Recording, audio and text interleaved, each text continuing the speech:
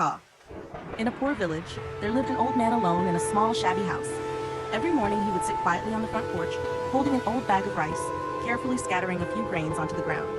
One day, a small bird suddenly flew down. It was thin, frail, and its round eyes shimmered with hunger. The bird hopped closer, pecked at the grains, and looked up at the old man, as if to say thank you. The man paused for a moment, then gently smiled. From that day on, the bird became a familiar companion. Every day it returned at the same time, perching on the branch in front of the porch and chirping cheerfully. The old man named it Sunshine, because its presence warmed his heart through cold and lonely days. Winter slowly came, bringing with it bitter winds. The old man, now aged and weak, could no longer go to the fields or do hired work. Poverty closed in, and even the rice bag in his home grew emptier each day. Some days, he only drank water to survive, his stomach aching with hunger, but every morning without fail, he forced himself to get up, searching for any remaining grains to scatter for sunshine. To him, the bird's meal was more precious than his own. "You need it more than I do. I'm old now, and can't do much anymore," he mumbled softly, his gentle eyes following the little bird as it carefully pecked at each grain. People in the village began to notice that the old man was rarely seen outside anymore. But sunshine still came, on time, every day, perching at the familiar doorstep, singing its clear, sweet song. That bond became something sacred, a quiet connection between a lonely old man and a tiny creature. In the freezing depths of winter, the bird's song each morning became his only source of comfort in a life filled with hardship. One morning, the cold was especially biting. The old man, now gaunt and pale, slowly pulled himself out from under his thin blanket. His hands trembled as he grabbed the rice bag, now holding just a few last grains. He shuffled out to the porch, struggling to scatter the final bits onto the ground. Seeing sunshine flying toward him, he smiled gently, but suddenly his knees buckled. His body collapsed forward, exhausted after days of hunger. The bird panicked. It dove down beside him, flapping its wings frantically and letting out heart-wrenching cries. No longer the cheerful chirps of morning, but sounds filled with urgency, pain, and despair. Its cries echoed through the village. As the crops slowly recovered and the village entered a new chapter, no one forgot May, the duck that had survived the storm, bringing hope, life, and faith with her. May wasn't just a farm animal. She was a symbol of resilience, kindness, and a quiet miracle in everyday life.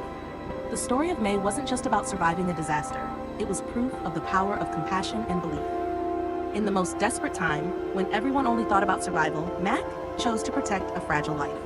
That deeply human decision led to something extraordinary.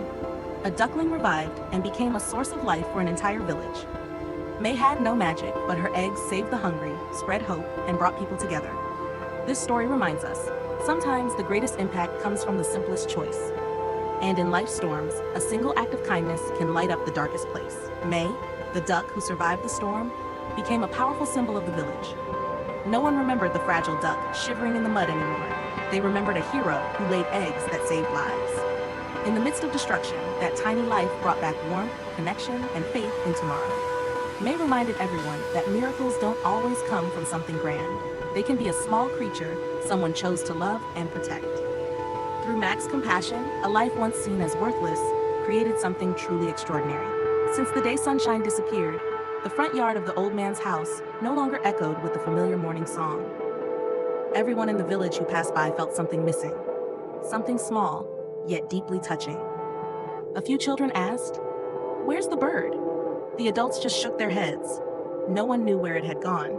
But all understood that the bond between the old man and that little bird was not just companionship. It was a sacred connection, silent yet deeply loyal. Some believed that sunshine had flown after the old man, to somewhere warmer, a place with no hunger or loneliness. A place where they would meet again, on a sunny morning, just like in the beginning. The story of the old man and the little bird had no promises, no grand gestures, just a few grains of rice each morning, a gentle song, and two souls quietly keeping each other alive through freezing winter days. The old man, in hunger and hardship, still gave his last portion to the bird.